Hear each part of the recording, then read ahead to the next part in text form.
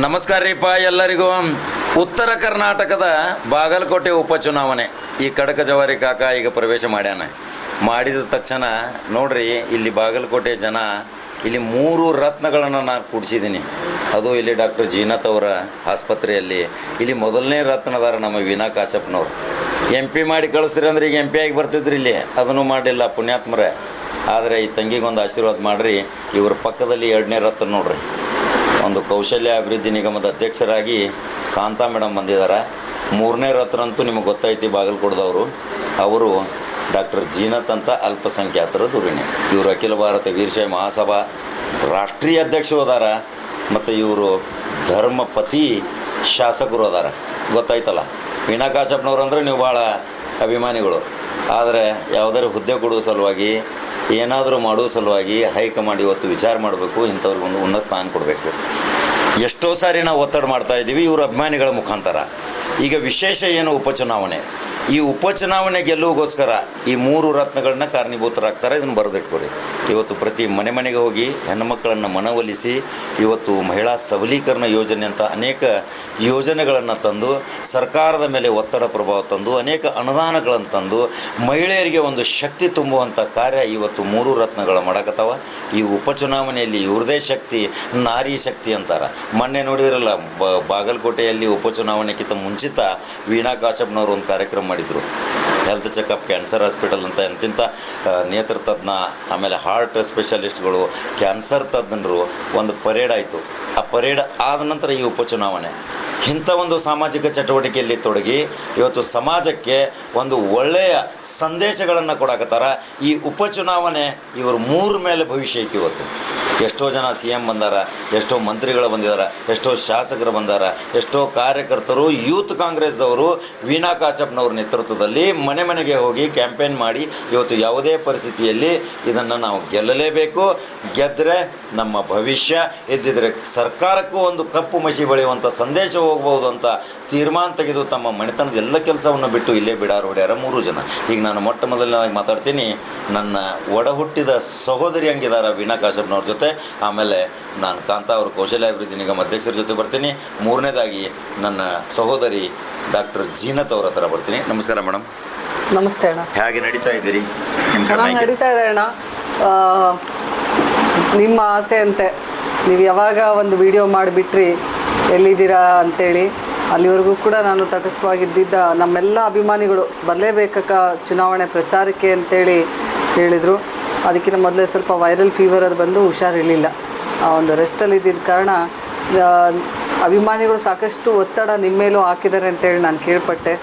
ಭಾಳಷ್ಟು ನೀವು ನನ್ನ ಬಗ್ಗೆ ಅಪಾರವಾದಂಥ ಒಂದು ತಂಗಿಯ ಸ್ಥಾನವನ್ನು ಕೊಟ್ಟು ನಮ್ಮ ತಂಗಿ ಏನಾದರೂ ಒಂದು ಅಧಿಕಾರಕ್ಕೆ ಬರಬೇಕು ಅಂತೇಳಿ ಭಾಳಷ್ಟು ವೀಡಿಯೋಗಳನ್ನು ಮಾಡಿದ್ದೀರಾ. ನನ್ನ ಪರವಾಗಿ, ನನ್ನ ಅಭಿಮಾನಿಗಳ ಪರವಾಗಿ ನಿಮಗೆ ವೈಯಕ್ತಿಕವಾಗಿ ಧನ್ಯವಾದಗಳನ್ನು ಸಲ್ಲಿಸ್ತಾ ಇದ್ದೀನಿ.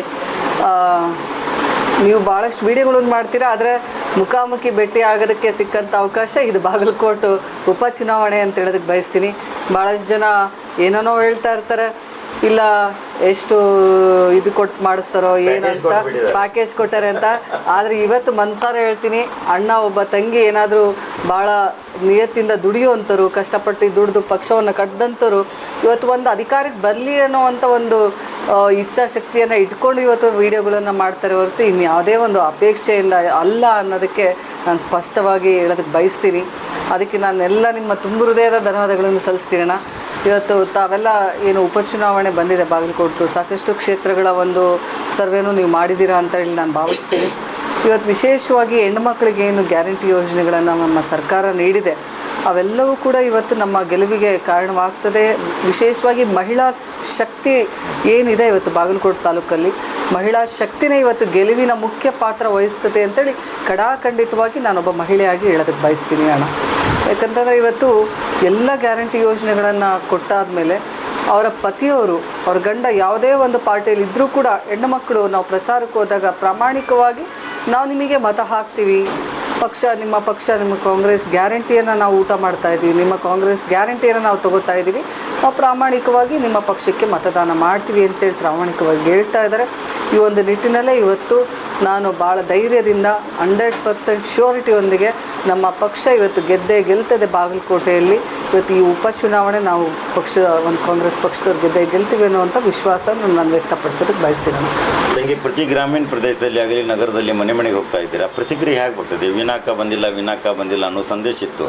ನಾನು ಅವಾಗ ಎಲ್ಲಿದೆಯಮ್ಮ ತಾಯಿ ವೀಣಾ, ಬಾರಮ್ಮ ಉಪಚುನಾವಣೆ ಬಾಗಲಕೋಟೆಗೆ ಇಲ್ಲಿಕಂದ್ರೆ ಸೋಲಾಗ್ತೈತಿ, ಇಲ್ಲಿಗೆ ನೀ ಬಂದು ಕಾಲಿಟ್ಟ ಮೇಲೆ ಆ ಪವಿತ್ರ ಪಾವನೂ ಆಗ್ತೈತಿ, ಗೆಲುವು ಆಗ್ತೈತಿ ಅಂತೇಳಿ ನೀವು ಬಂದ್ರಿ ತಂಗಿ. ಜನ ಪ್ರತಿಕ್ರಿಯೆ ಏನು ಕೊಡ್ತಾ ಇದ್ದಾರೆ? ಖಂಡಿತವಾಗ್ಲೂ ಅಣ್ಣ, ನಿಮ್ಮ ಆ ವಿಡಿಯೋ ಬಂದಾದಮೇಲೆ ನಾನು ಹೇಳಿದೆ ಸ್ವಲ್ಪ ವೈರಲ್ ಫೀವರ್, ಹುಷಾರಿರಲಿಲ್ಲ, ಒಂದು ನಿಟ್ಟಿನಲ್ಲಿ ಬರೋದಕ್ಕಾಗಿರಲಿಲ್ಲ.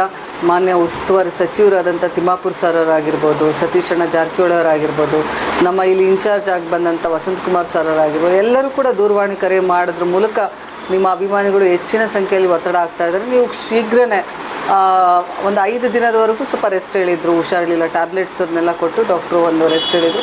ಆದರೂ ಕೂಡ ನಾನು 3 ದಿನ ನಾನು ಟ್ಯಾಬ್ಲೆಟನ್ನು ತೊಗೊಳೋದ್ರ ಜೊತೆಗೆ ಸಾಕಷ್ಟು ಒತ್ತಡ ಇವತ್ತು ಪಕ್ಷದಿಂದನೂ ಹಾಗೂ ಅಭಿಮಾನಿಗಳಿಂದ ಬಂದಿದ್ದ ಕಾರಣ ನನ್ನ ಚಿಕಿತ್ಸೆಯ ಜೊತೆಗೇ ನಾನು ಚುನಾವಣೆಯನ್ನು ಪ್ರಚಾರವನ್ನು ಶುರು ಮಾಡಿದೆ. ಇವತ್ತು ಗ್ರಾಮೀಣ ಪ್ರದೇಶದಲ್ಲಾಗಿರ್ಬೋದು, ನಗರ ಪ್ರದೇಶದಲ್ಲಿ, ನಗರ ಗ್ರಾಮೀಣ ಅಂತ ಏನಿಲ್ಲ ಅಣ್ಣ, ಬಾಗಲಕೋಟೆ ತಾಲೂಕು ಅಂದರೆ ಒಂದೇ ಅನ್ನೋಂಥ ಭಾವನೆ ನನಗಿದೆ.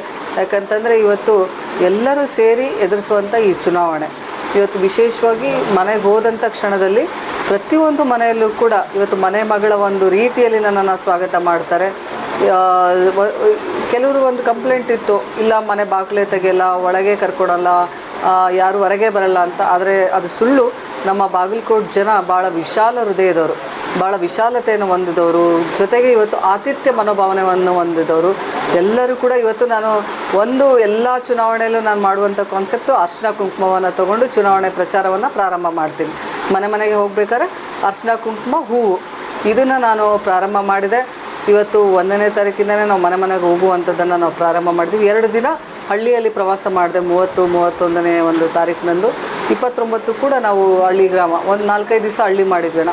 1ನೇ ತಾರೀಕಿನ ನಾವೇನು ಒಂದು ನಗರ ಪ್ರದೇಶದಲ್ಲಿ ಪ್ರಚಾರ ಪ್ರಾರಂಭ ಮಾಡಿದ್ದೀವಿ, ಆ ಪ್ರಚಾರದಲ್ಲಿ ಪ್ರತಿಯೊಂದು ಮನೆಗೂ ಅರ್ಶಿನ ಕುಂಕುಮ ಹೂವನ್ನು ತೊಗೊಂಡು ಹೋದ ಟೈಮ್ನಲ್ಲಿ ಯಾರು ಕೂಡ ಬೇಡ ಅನ್ನಲ್ಲ. ಹೆಣ್ಮಕ್ಳು ಒಳಗೆ ಬನ್ನಿರಿ ಅಂತ ಕರೀತಾರೆ, ಆತಿಥ್ಯ ಮಾಡ್ತಾರೆ. ಎಷ್ಟೋ ಜನ ಮಡ್ಲಕ್ಕೆ ಹಾಕಿದ್ದಾರೆ, ಒಂದು ಸನ್ಮಾನ ಮಾಡಿದ್ದಾರೆ, ಹಾರ ಒಂದು ಶಾಲನ್ನು ಹಾಕಿ, ಜೊತೆಗೆ ಊಟ ಮಾಡಿರಿ ಅಂತಾರೆ, ಚಾ ಕುಡೀರಿ ಅಂತಾರೆ.